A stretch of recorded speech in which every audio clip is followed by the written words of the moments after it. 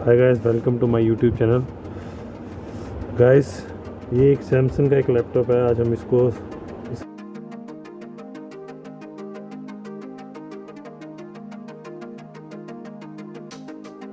सबसे पहले गाइस हम इसकी बैटरी अलग कर देंगे, फिर उसके बाद इस कवर को खोलेंगे। यहाँ से आप हार्ड डिस्क और रैम भी चेंज कर सकते हैं।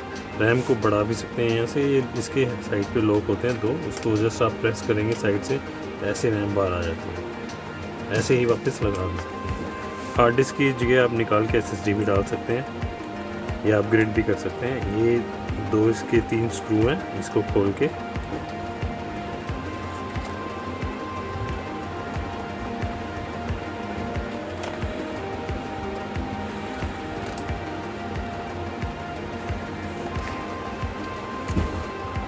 एक स्क्रू यहाँ पे भी है इसके।